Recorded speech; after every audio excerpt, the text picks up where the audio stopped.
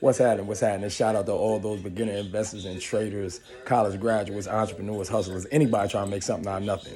Listen, if you don't see what's going on with AMC and how all these companies are doing these splits because it's an opportunity for CEOs and companies to line their pockets and make more money, not to say that these companies are, losing money or their business models have changed or the stock is worth anything less than what it was. It's an opportunity for these people to make more money than they've ever made because of the influx of new investors. Not only the way that the system is being designed, it's being designed to where you're not going to have no choice but to be connected and integrated into the blockchain if everything happens to go the way that they plan. So with billions and billions and billions of people that are involved in the financial system, after they integrate everything that they need to, it's going to make them way more money than they ever had made before. And, it will be, people will have trillionaire statuses with crypto and the way that everything is going. But, not to get off AMC, if they were, if come on, man, like they're giving you ape shares and then the ape shares will be the same amount as AMC as if it were to do a split. And that's going to, in my opinion, dilute your portfolio, right? And not only that, it's going to give the shorts that they say, are causing all this mayhem in the market an opportunity to get out, right?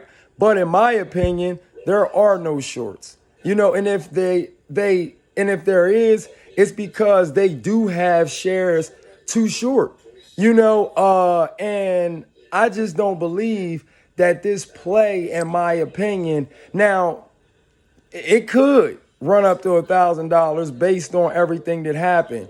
But at this point, I'm honestly going to say I believe that this is a Ponzi because I mean, look at all the YouTube content creators that disappeared from last year after all that money was made.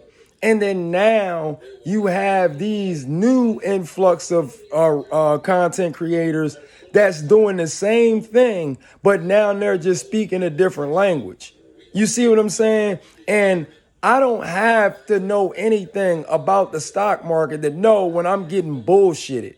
You know what I'm saying? And if you're a smart investor, remember, don't listen to me. I'm not a financial advisor. I'm not an investing guru. You got to have your own due diligence, so don't listen to me. But, if you're a smart investor and if you make sure that you have enough shares that you could profit, make a nice profit off, and then have shares that you can possibly trade, and then have shares that you could possibly go long, you don't have to sit around and keep worrying about the MOAS and waiting for the MOAS because they keep using all these words like diamond hands and apes and ape gang and that they named, like, come on, man. To me, this is mockery.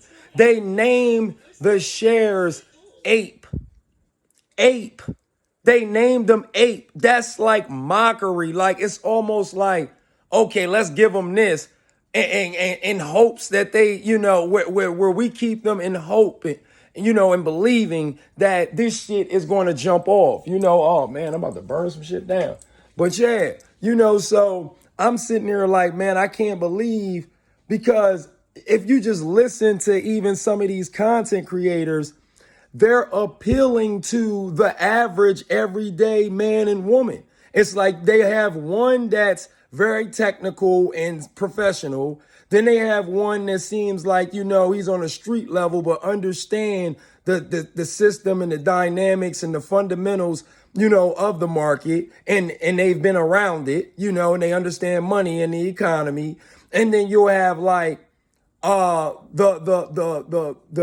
everyday common man and woman, that's above us, the beginners that know a little because they've been in finances or they went to school for it, or, they've been introduced to invest in some way, shape, or form in their life, and in my opinion, they all working for somebody.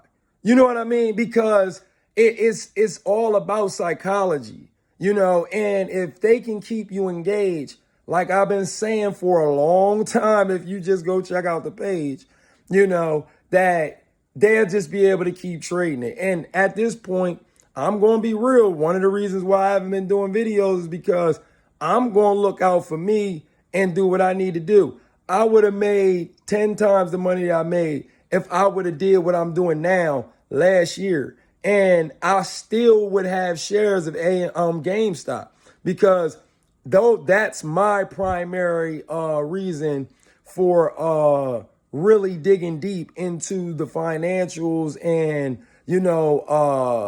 the companies, how it operates, and, there's their balance sheets, all types of shit, which like I said, I think that, and I'm still just engaged. Like, I keep calling myself a beginner because I'm still just learning off of GameStop. And that's the reason why, after almost being in this almost 3.5 years, it's like, hey man, like, I'm done with these people. I jumped into GameStop in 2019.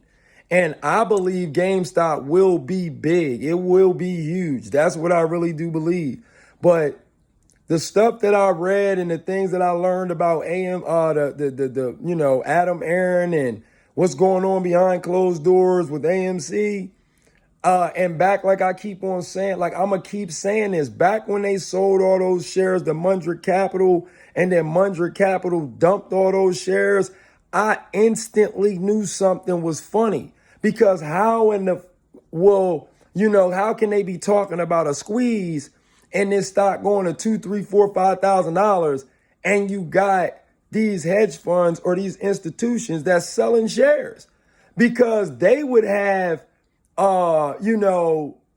investors, or they would have brokers that would understand and see the technicals and fundamentals and say, yo, we need to hold because this is about to happen.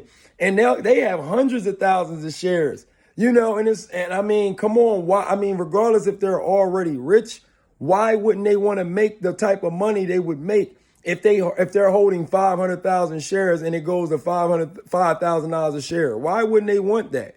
And people would try to play with your head. Well, they're just trying to make their 10, 20%. It's like, nah, that don't make no sense. They wouldn't be doing all this if that was the case. People would just be waiting. And that's just how I feel. But yeah, man, tell me what y'all think. You got all these fugazi ass YouTube content creators trying to keep you engaged, and I guarantee you some way, shape, or form they're getting paid to keep you engaged. I'm out here, man. Yo, tell me what you think in the comment box.